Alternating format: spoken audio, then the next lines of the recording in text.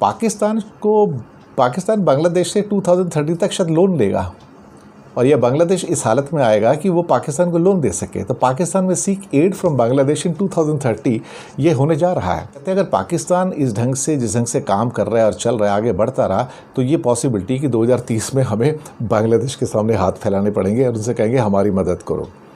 उन्होंने कहा कि 2030 तक बांग्लादेश इकॉनमी का पावर हाउस बन जाएगा। আসসালামু আলাইকুম বন্ধুরা, আপনারা কেমন আছেন? আশা করি সবাই ভালো আছেন। আমি জুনেদ আলী, আপনারা দেখতেছেন জুনেদ আলী অফিশিয়াল। আমি আপনাদের জন্য একটি ভিডিও ফ্লাই করতে যাচ্ছি, সবাই দেখবেন। আশা করি সবাই দেখবেন, ভালো লাগবে। आज बात करने वाले हैं कि 2030 तक बांग्लादेश से भी पाकिस्तान कर्ज ले सकता है। तो बहुत बड़ी खबर निकल के सामने आ रही है जी। पाकिस्तान के ये जो वर्ल्ड बैंक के अंदर एडवाइज़र थे, इन्होंने एक आर्टिकल लिखा है जो कि पाकिस्तान के अंदर, पूरे पाकिस्तान के अंदर ये शाया किया गया।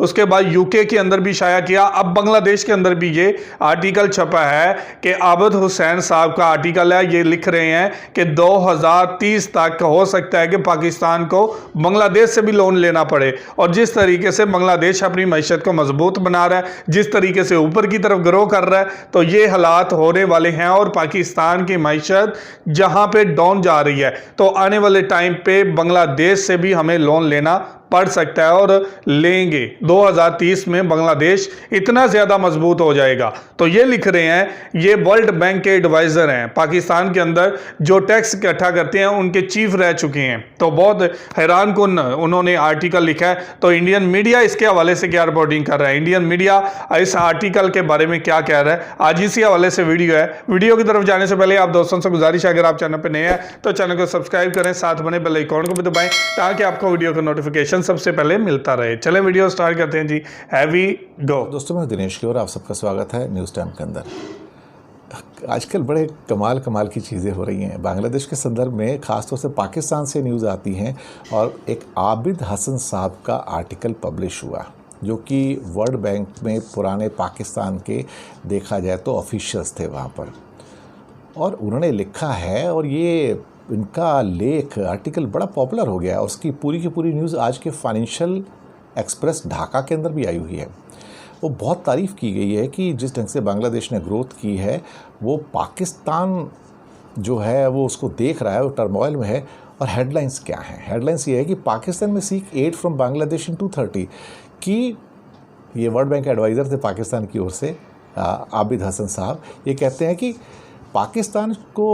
पाकिस्तान बांग्लादेश से 2030 तक शायद लोन लेगा और यह बांग्लादेश इस हालत में आएगा कि वो पाकिस्तान को लोन दे सके। तो पाकिस्तान में सीक एड फ्रॉम बांग्लादेश इन 2030 ये होने जा रहा है। तो ये देखिए कैसी खबरें आती हैं आजकल, और ये इस बात का एक्नॉलेजमेंट है कि बांग्लादेश आगे बढ़ रहा है। वो कहते हैं अगर पाकिस्तान जिस ढंग से काम कर रहा है और चल रहा है, आगे बढ़ता रहा, तो ये पॉसिबिलिटी कि 2030 में हमें बांग्लादेश के सामने हाथ फैलाने पड़ेंगे और उनसे कहेंगे हमारी मदद करो। हासन जो थे पाकिस्तान की इकोनॉमिक एडवाइज़र कमेटी के चेयरमैन रह चुके हैं, मेंबर रह चुके हैं, और federal board of revenue tax reform के भी चीफ रह चुके हैं। उन्होंने कहा कि अगर हमारा बिजनेस एज़ यूजुअल ऐसे ही चलता रहा तो हम तो बांग्लादेश से भी पैसे लेने के लिए तैयार हो जाएंगे और 2030 तक। ये द न्यूज़ इंटरनेशनल में उनका ये आर्टिकल आया है, और ये Pakistan based largest English daily publish from the Karachi, Lahore, Rawalpindi, Islamabad and London का इशू भी इनका आता है। इस आर्टिकल में जो मेन फीचर जो यहाँ दिए हुए मेरे सामने, ये तो मुझे जो न्यूज़ मिली वो सारी फाइनेंशियल एक्सप्रेस ढाका से मिलती है, उसके अंदर उनको रिप्रोड्यूस किया गया है। आर्टिकल नहीं दिया, मेन पॉइंट्स दिए हैं, मैं वही दोहरा रहा हूँ आपको। तो Hasan appreciated the Bangladesh economic growth during the last couple of years and its progress in almost all development indicators. उन्होंने कहा कि 2030 तक बांग्लादेश इकॉनमी का पावर हाउस बन जाएगा। अगर जीडीपी अभी जितनी चल रही है 6-7-8% पे इतनी चलती रही, तो आप यकीन मानिए कि 20 साल पहले बांग्लादेश की जीडीपी थी वो दरअसल देखा जाए तो ऑलमोस्ट आधी थी पाकिस्तान से, और आज वो पाकिस्तान से डबल है। उन्होंने कहा कि ये तो मिरेकल है, ये जादू है कि आज बांग्लादेश कहाँ पहुँच गया और पाकिस्तान बर्बादी की ओर जा रहा है और बांग्लादेश हर चीज़ में पाकिस्तान से आगे निकल गया है। उनका कहना है कि 20 साल में बांग्लादेश की पर कैपिटा ग्रोथ जो है, जीडीपी पर कैपिटा, 500% बढ़ा है। पाकिस्तान का भी दुगना हो गया है। तो ये वर्ल्ड बैंक के जो एडवाइज़र रहे हैं आबिद हसन साहब, इनका कहना है कि बांग्लादेश का जो इकोनॉमिक मिरेकल है ये इसलिए हुआ कि इन्होंने मज़हब को, धर्म को, रिलीजन को इकोनॉमी से अलग कर दिया, राजकाज से, स्टेट से अलग कर दिया। इन्होंने किसी भी इंस्टीट्यूशन के अंदर रिलीजन का इस्तेमाल नहीं किया, और चाहे इकॉनमी हो, चाहे गवर्नमेंट हो, गवर्नेंस हो, रिलीजन कहीं नहीं है। लोग जाएं अपना रिलीजन, घर में जाएं, वहाँ पे उनको मंदिर जाना है, मस्जिद जाना है, मॉस्क में जाना है, या उनको नमाज़ पढ़नी है, पूजा करनी है, अपने घर में करें या मॉस्क में करें। जब आप बाहर आ गए, काम करने को आ गए बिजनेस में, फिर वहाँ रिलीजन का कोई काम नहीं। ये बात उन्होंने कही कि उन्होंने रिलीजन को बिल्कुल सेपरेट कर दिया स्टेट से।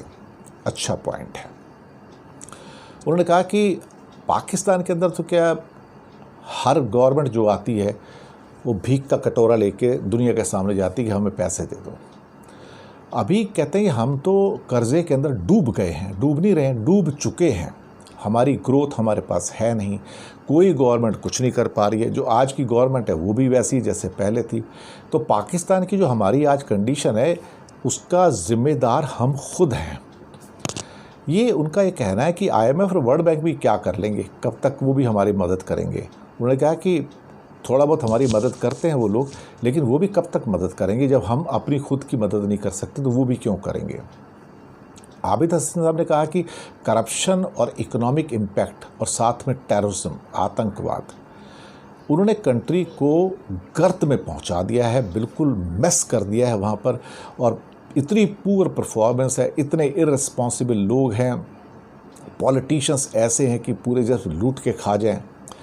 द मोस्ट ग्लेयरिंग उसमें कहते हैं कि एग्जाम्पल है जो रैकलेस पॉलिसीज़ हैं उनकी। जितनी स्पेंडिंग कर सकते हैं उतनी कर लेते हैं, इनकम है नहीं जो स्पेंडिंग करते रहते हैं हम। फॉरेन से कर्जे लेके स्पेंडिंग करते हैं, अपने ऐशो आराम करते हैं।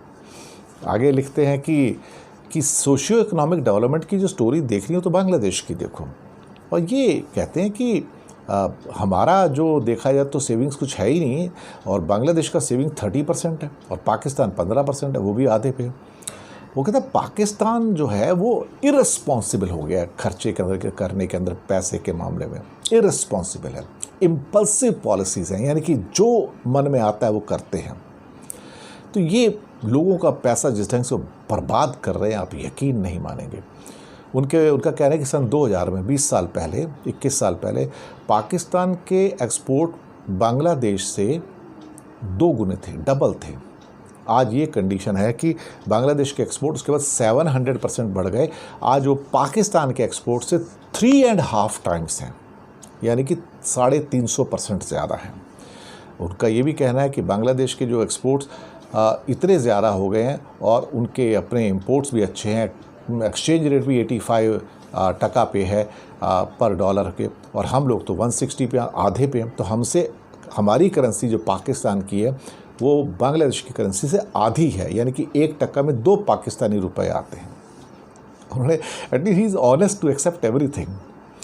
तो एक कहा कि बैड पॉलिसी देखो, कहता हम हर साल $3 बिलियन की कार और फ़ोन इंपोर्ट करते हैं। कहता आप यकीन मानेंगे कितनी ज़्यादा बर्बादी हम कर रहे हैं। $3 बिलियन की कार्स और फ़ोन्स इंपोर्ट कर रहे हैं हम लोग कर क्या रहे हैं। कहता है पिछले 20 सालों के अंदर बांग्लादेश का फिस्कल डेफिसिट मुश्किल से 3% है और पाकिस्तान का डबल से भी ज़्यादा है, 6-7% है, वो भी मुसीबत है। तो 20 सालों के अंदर पाकिस्तान की जो पर कैपिटा जो गवर्नमेंट स्पेंडिंग है $4000 है और बांग्लादेश की आधी है। तो इसका मतलब है कि बांग्लादेश पैसे मनी समझकर खर्च करता है और पाकिस्तान ओवर स्पेंडिंग कर रहा है। तो इसकी वजह से भी वहाँ पर डेवलपमेंट सोशल इंडिकेटर्स वगैरह ज़्यादा बेहतर हैं और हमारे बहुत कमज़ोर हैं। अब ये भी कहना है कि हसन साहब का कि Pakistan spent double for worse outcome and government spending in Pakistan has been reckless based on the uninformed belief that the higher spending leads to growth। Pakistan सरकार समझती है ज़्यादा पैसा खर्च करेंगे तो ग्रोथ हो जाएगी, लेकिन वो पैसा खर्च कहाँ कर रहे हैं जहाँ से कुछ वापस नहीं आता है। तो ये इररिस्पॉन्सिबल ट्रेड पॉलिसी है, फिस्कल पॉलिसी है, मॉनेटरी पॉलिसी है, और उनका जो कर्जा है 600% हो गया गवर्नमेंट रेवेन्यू का, जबकि बांग्लादेश के अंदर जो कर्जा है वो जो क्या कहते हैं कि 80% तक है, 80%। आप सोच सकते हो कि बहुत ही कम है देखा जाए तो। तो कहीं ना कहीं आगे फिर लिखते हैं कि प्राइवेट सेक्टर जो है पाकिस्तान के अंदर बहुत रेस्ट्रिक्टेड है, लोग पैसा लगाना नहीं चाहते, जबकि बांग्लादेश में इंडस्ट्री आती है, जापान आता है, बाकी लोग आते हैं, सारे आते हैं। FDI की पॉलिसी में भी ऐसा है कि वहाँ पे कोई इन्वेस्ट करना नहीं चाहता है। उन्होंने कहा कि Pakistan must redouble efforts to accelerate export growth and curtail unnecessary imports to reduce current account deficit, while tax policies and business ecosystem should be reformed so that exporting has the highest profitability compared to all other businesses catering to the domestic market। बहुत अच्छा लिखा है लोगों ने। यहाँ पे इनका article ख़त्म होता है, लास्ट पैरा था यहाँ पे, जो कि फाइनेंशियल एक्सप्रेस ढाका से है। तो बहुत तो जी ये थी वीडियो, और आपने देखा कि 2030 तक पाकिस्तान कर्ज ले सकता है बांग्लादेश से। तो ये कितने ही शर्म की बात है, और शर्म की बात तो एक तरफ रहेगी, तो कितनी ज़्यादा बांग्लादेश की तारीफ़ करनी पड़ेगी कि बांग्लादेश कितनी अच्छे तरीके से अपनी मईशत को आगे बढ़ा रहा है। बांग्लादेश ना सिर्फ अब की सोच रहा है बल्कि आने वाले फ्यूचर के बारे में भी सोच रहा है। और सेविंग आप देखें और किस शोबे में कितना पैसा लगाना है, तो ये बांग्लादेश से सीखना चाहिए, और कितने अच्छे तरीके से अपनी मईशत को मजबूत बनाया। आज श्रीलंका को $200 मिलियन कर्ज के तौर पे दे दिया, तो 2030 के अंदर पाकिस्तान बांग्लादेश से भी कर्ज मांग सकता है। तो इस तरह के हालात पाकिस्तान में पैदा हो सकते हैं। आबिद हुसैन साहब के इस आर्टिकल के बाद बांग्लादेश के अंदर भी ये आर्टिकल छपा है, और इस आर्टिकल को पूरा जो है वो रीड करें तो पता चलता है कि इसके अंदर कितनी ज़्यादा संगीनी पाई जाती है, और बांग्लादेश के बारे में कितने अच्छे तजज़िये दिए गए हैं कि बांग्लादेश आने वाले टाइम में कितनी बेहतर इकॉनमी के साथ दुनिया में उभरती हुई मईशत के तौर पे जाना जाएगा। और हम लोग आज तारीफ़ें करते हैं कि आज इटली कहाँ पहुँच गया, आज चाइना कहाँ पहुँच गया। तो चाइना के हालात भी कभी ऐसे ही थे जैसे कि आज पाकिस्तान या बांग्लादेश से है, तो लेकिन उन्होंने बांग्लादेश की तरह तरक्की की, बांग्लादेश की तरह मईशत को समझा, आने वाले फ्यूचर का सोचा। तो आज इटली और चाइना इतनी ज़्यादा तरक्की कर चुका है, आज दुनिया के सामने वो हाथ नहीं फैला रहा, आज दुनिया को वो कर्ज दे रहा है, लोन दे रहा है। आज दुनिया के अंदर देखें किस तरीके से चाइना और इटली अपनी अहमियत बना चुका है। तो यही वजह है कि आज बांग्लादेश भी इसी तरह से निकल के सामने आ रहा है, अपनी मईशत को बना रहा है, आने वाले फ्यूचर को बना रहा है। तो ये थी आज की वीडियो। आप इस वीडियो के बारे में क्या राय रखते हैं, क्या कहना चाहते हैं, ज़रूर कमेंट करके हमें बताइएगा। बहुत शुक्रिया।